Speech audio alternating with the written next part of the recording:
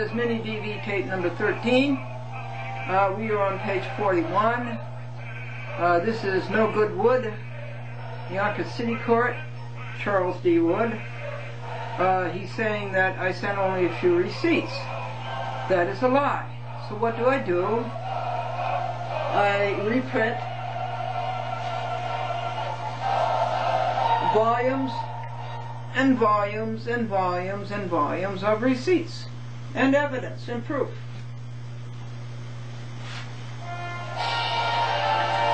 Again, the record shows that Glendora got signers. The record shows that Savarino, by her own hand, chased away the signers. There were circa 17 letters. Again, the record shows that Glendora got new signers. She's on TV, isn't she? In Peekskill, Yorktown, Harrison, and Port Chester, Yonkers, Wappingers, New Rochelle, and Pelham. She's on TV, so that shows that she got new signers. And how did she get new signers? Without hours and dollars and ergs? I think res ipsa loquitur, things speak for themselves. Wood has to accept what Glendora said is true. Savarino was not there to refute it. The liar for hire that she sent was not there when the violations occurred. He has no knowledge, and everything he tells the court is hearsay. So this cop-out by Wood is as flimsy as his bogus appellate term dismissal of Sulaco and his no dismissal of Savarino. No contract when Glendora did not sue for a contract. Now, does Wood address Glendora's ad damnum? No. He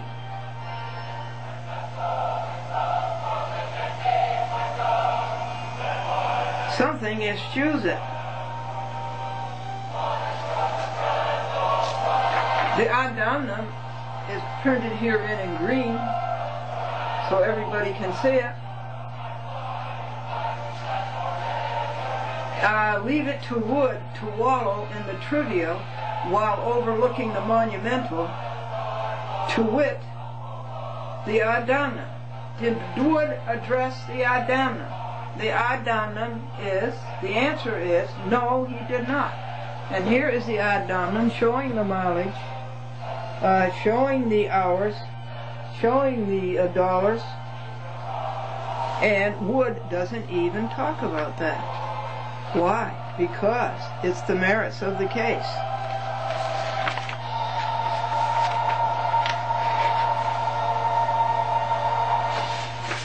Here's page 2 of the ad damnum.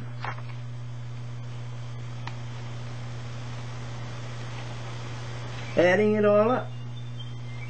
Totaling it.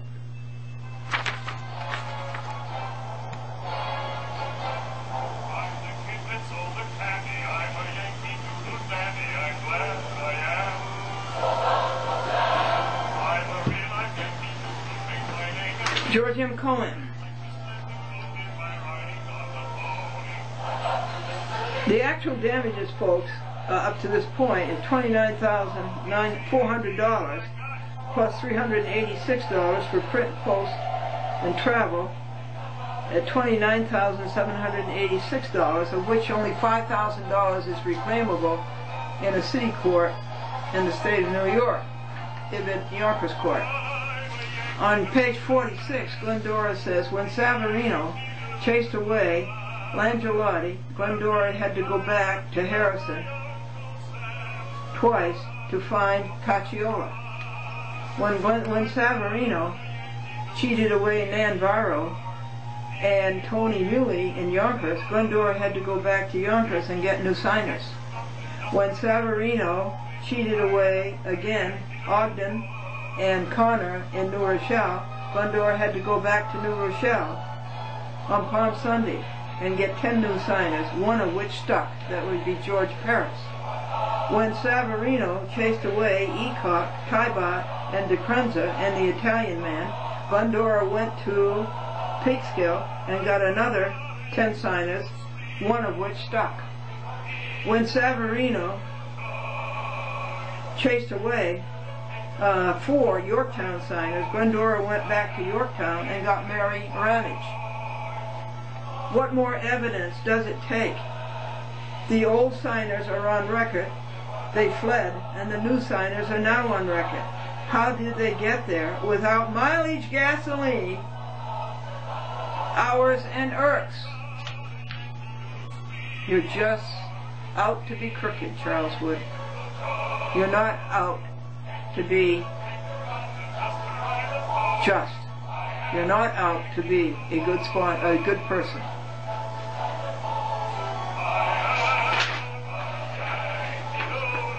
'47. All of this evidence was presented to the Yonkers court as its criminal intent to defeat justice.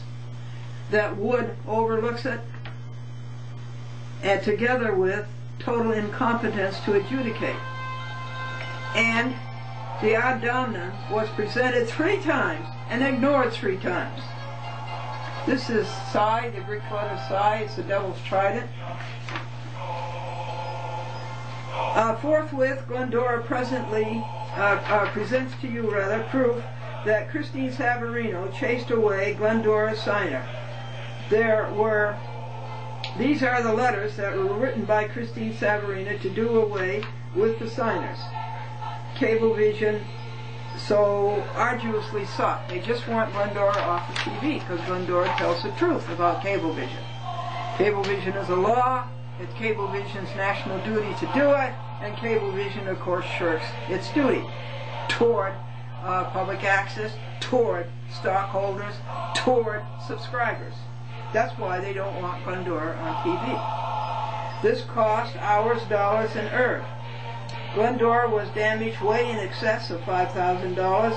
All she asked the Yonkers court to do was to pay 1/10 of her actual damages. Corrupt Yonkers court could not even do that.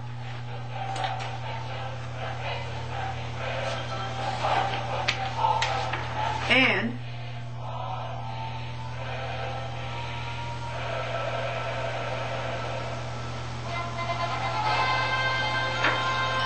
in the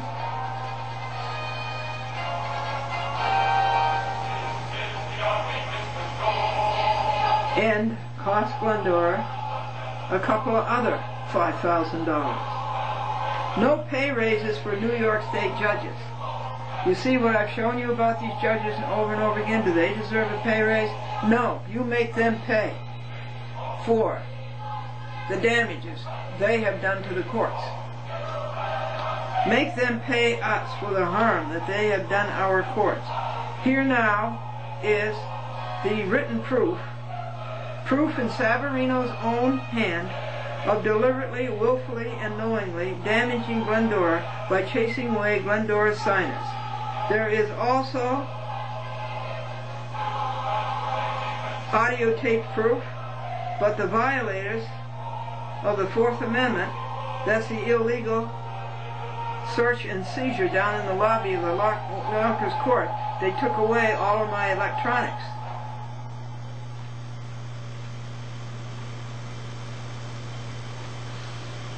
They absconded with them. Now these letters by Savarino.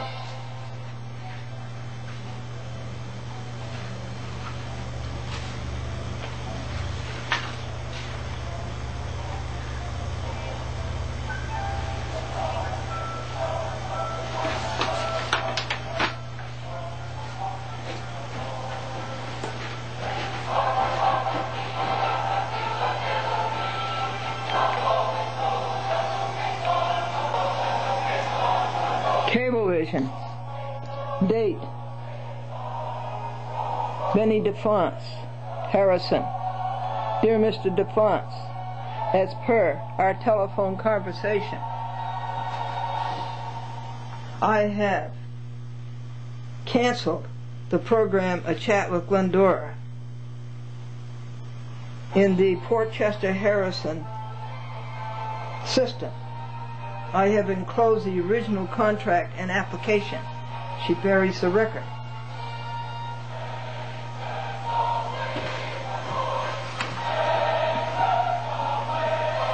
If you wish to contact Glendora directly, her number is 631-425-0304. That is not my number. If you have any further questions, please feel free to contact Brenda at 914-378-4521. That's Yonkers Cablevision. Or myself at 914-835-5541. Very truly yours, Christine Savarino.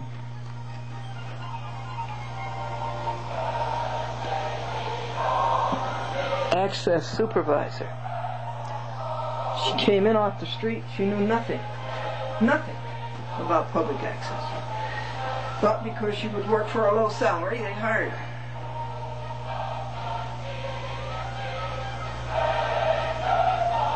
Cablevision Systems Corporation, 47 Purdy Street, Harrison, New York, 10528, 914-835-5543. Now there's over a dozen letters like that where she chased away the sponsors. You need more proof than that? No. And what did No Good Wood do with all these letters and all this proof? I had sent it to him once, okay? And he ignored it. So I sent it to him again. At a cost of 79 hours, I have to reproduce the record, and $212. I sent it to him again. And guess what he does this time? He sends the record to me when a clerk is supposed to keep the record of the case for the public. It's a public record. You send it to me, it's not a public record. Now, is that double crook or isn't it? Let me go over it again. Maybe it's a triple crook. I sent it to him first, and he won't read it. And he won't deal with it. It's all the case needs to be won. And then he sends the record to me so nobody else can see it. And so triple injury, I have to reproduce the record all over again and send it back to him.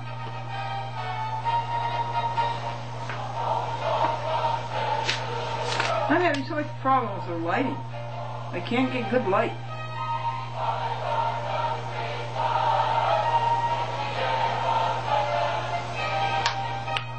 We're up to page 49, Omega. Look at Wood's pages 3 and 4 contiguously. Side by side. Juxtaposed. Adjoined.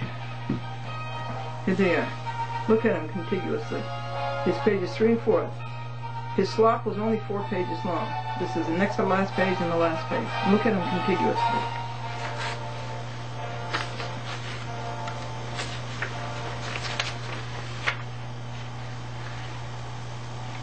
Now where is footnote 1? I couldn't find that. And what happened to footnote 10? And do you see, quote, finally, unquote, he puts in finally twice. He says one finally on route, I wonder why the light does that. He puts one finally on page 3, and then he puts another finally on page 4. Is this man nuts? He certainly is.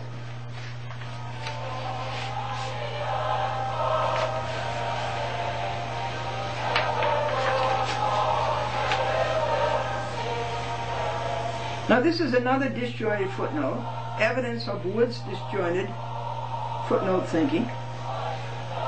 Why can he not write an integral paper? It is because an integral paper requires what, folks? Integrity. Glendora continues her scrutiny of No Good Wood's page 3, correcting his misrepresentations, his misapprehensions, and his miscomprehensions. He misapprehended the law. He misconstrued the law. He misrepresented the law. And he miscomprehended the law. Wood says, finally, the court has considered the urging of this appellate term in Glendora versus Patricius Langelati, 2005-1941, Westchester County. Well, just let me tell you, Mr. Wood, and everybody else, and you, the appellate term, and you, the Harrison Court, that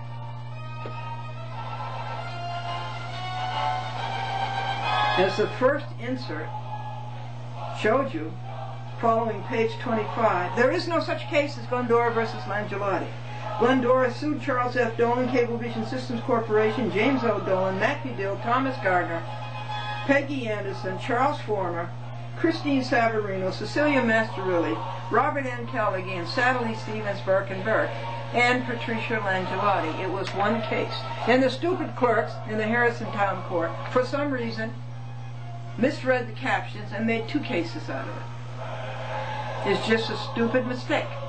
I told them about it 6 or 7 times and demanded that they correct it.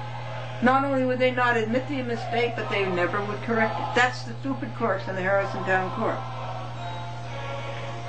And even on the bench, the judge, John Vogt, got confused when he saw 2 cases and it was only one.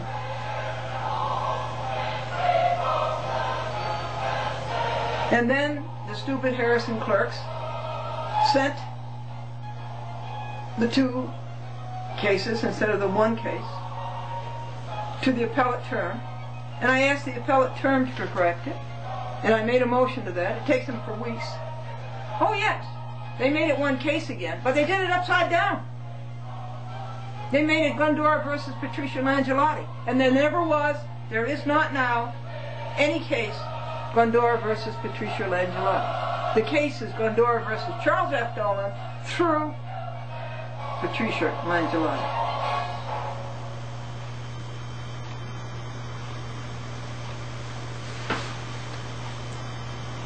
Up to page 53.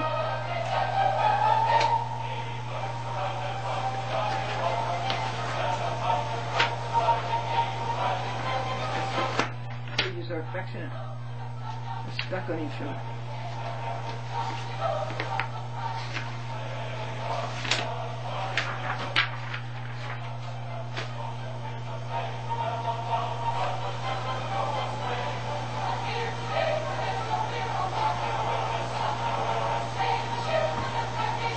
So the appellate term was told of their stupid error multiple times. Did they acknowledge it? No. Did they correct it? No. What do? They just kept on lying about it, and their lying is exponential. Exponential. You have 2 raised to the first power, 2 raised to the second power, 2 raised to the 8th power. So you've got 2 times 2 times 2 times 2 times 2 times 2 times. So you have their lies, lies, lies, lies, times lie, times lie, times lie, times lie. And here is Dunwood multiplying the opacity further. The appellate term is upside down. And now, Wood goes through and he quotes these things that Glendora put in her record, in her evidence and proof that she sent in. And instead of seeing their true meaning, he lists them. Now, is that dumb or isn't it dumb? When his paper is 4 pages long and he takes this much space to list them? The man is hopeless. I can't say that. Everybody is redeemable. But boy, he's going to take a lot of praying.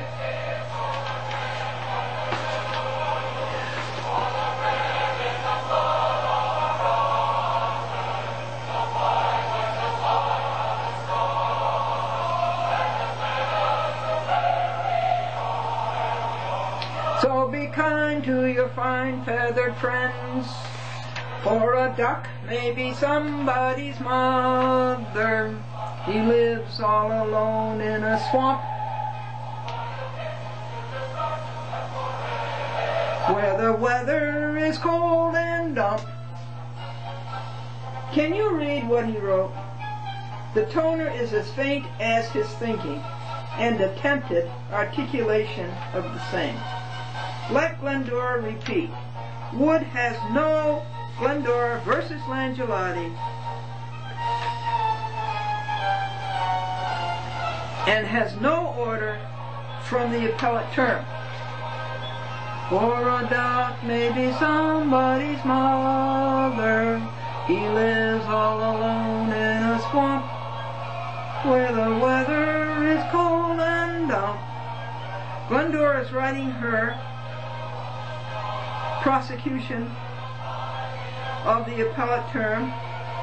These 3 judges and 3 more, Edward McCabe, Jonathan Littman, and John McCabe, for perjuring their oath, for violating the constitutions of the state of New York and of the USA, and additionally the appellate term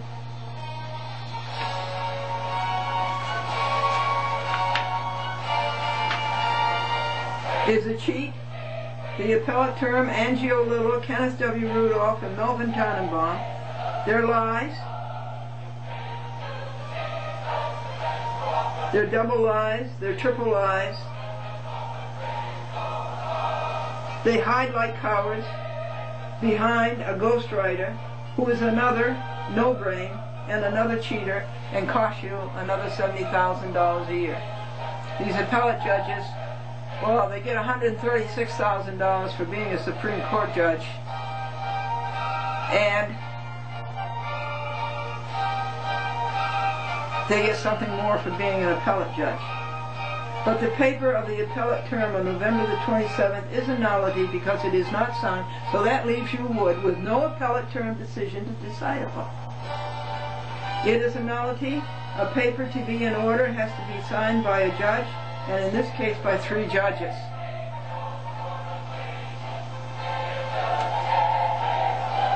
The appeal has not been heard, decided, nor pronounced judicially. Ergo, Wood has nothing upon which to hang his. Finally, the court has considered the urging of the appellate term in Glendora versus Langelotti mistake, and agrees that the plaintiff has repeatedly abused the small claims process for the purposes of harassment. Who has abused the small claims process?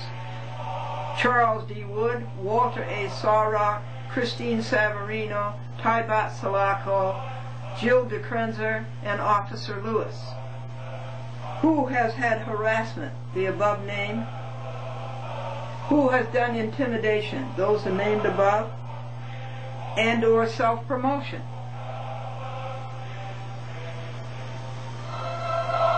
I don't see how you get any self-promotion in public access when you go out and pay for it all yourself and no money is allowed to come in. I just don't see any self-promotion in that. The record should reflect that the overwhelming majority of the material submitted completely irrelevant, consisting of multiple copies of a 60-year-old photo of the plaintiff with Bob Hope. Before I continue his list, it's irrelevant, is it? I don't think so. What's irrelevant is your so-called decision, order, and judgment. Sheet music. The sheet music was to help you redeem yourself, Wood. You're a total mess. And the sheet music was to help you find your oneness with God and your real significance in life and why God created you. Certainly for not what you're doing now. It's your self-promotion. Commentary about the impressive geographic expanse of the city of Yonkers. Well, I don't like the city of Yonkers anymore. I used to. But I do not like the city of Yonkers anymore, and I don't want to ever see it again. Biographical data about Glendora and her late husband. Why isn't that relative? He's the one who put up the money to go down and get new signers when Savarino chased him away. Details of how she writhed while her chauffeur shot insulin into his abdomen. I wouldn't have had to seen all that if it had been a fair court. I would not have seen that. I would have gone into court way back in July of August 2006. My case would have been heard. My judgment would have been granted.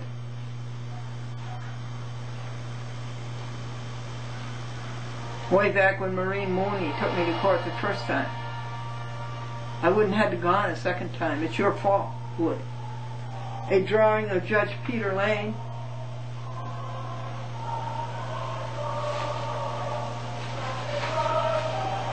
in the Rye City Court. If Peter Lane had done his job, I wouldn't have had to gone to the Harrison Court, and I wouldn't have to have gone to the White Plains Court, and I wouldn't have to have gone to the Yonkers Court if Peter Lane had done his duty instead of saving his neck and instead of his self-promotion.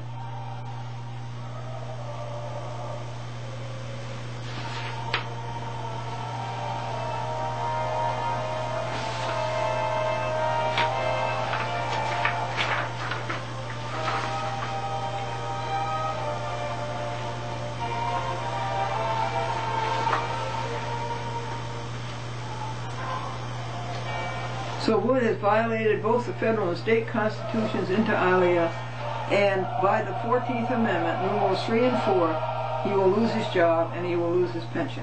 He doesn't belong there. He's disqualified himself. Charles D. Wood, step down. Wood, John Volch, Stephen G. Taman, Peter Lane, Walter A. Saurock, Sally Stevens, Burke, Jerk and Jerk, and Brian Hansberry, ghostwriters and clerks et al., have also been tossed into the bin. Ooh, too soon. It is not grammatical, but it is graphic. Here we are paying $136,000 plus per year for these hacks, $70,000 a year for ghostwriters, $80,000 a year for law clerks, lawless clerks, and other clerks who are nothing but liars, cheaters, and lawbreakers. Then come the Racketeer Influence Crime Organization, that's the RICO,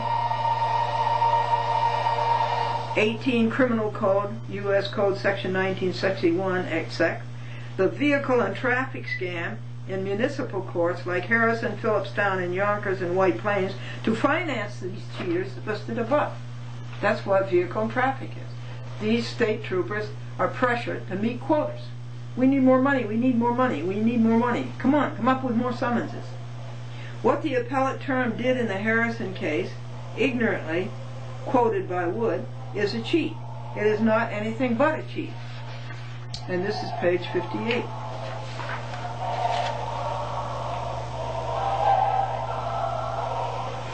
Wood says and that he agrees that the plaintiff has repeatedly abused the small claims process. What does he know about it? I went to the Yonkers Court. This is the first case he's known about that I've been in the Yonkers Court. Now I want to know, folks, who paid Wood to do this? Who told Wood to do this? Who is behind this? Glendora does not abuse small claims court, nor any court, and the record proves this. Res ipsa loquitur. The record shows that the abuses of small claims court are Peter Lane, Robert Callaghy, Satterley Stevens, Jerk and Jerk, John Volch, Harrison Clerks, Charles F. Dolan, Cablevision Systems Corporation, Mac Udille, James Dolan, Thomas Garger, Charles Former, Peggy Anderson, Christine Savarino, Cecilia Masterilli, Patricia Langelotti, Laura McQuaid, Stephen G. Taman. These are the abusers of the small claims court. Deborah E. Koch, Walter A. Saurock, Tabat Salako, Jill Tecrenza, Officer Lulis, Angio Lilith, Kenneth W. Rudolph. These are the abusers of the small claims court. Edward McCabe, Melvin Tannenbaum, Jonathan Littman. Is LaCava in there? Author of the Small Claims Guide, Jonathan Littman is. John R. LaCava, Charles D. Wood, Yonkers Clerks, Harrison Clerks. That's who abuses the small claims court. And Wood says for the purposes of harassment, intimidation, and or self-promotion. Glendora says, this is rather conclusory, isn't it? Where are your grounds, Wood? Do you argue it? Where is the proof? Sentence by sentence, and now phrase by phrase. Glendora. Test 2. Get the record of lies and cheats. Clean it out and fill it up with the truth and send the record back to the court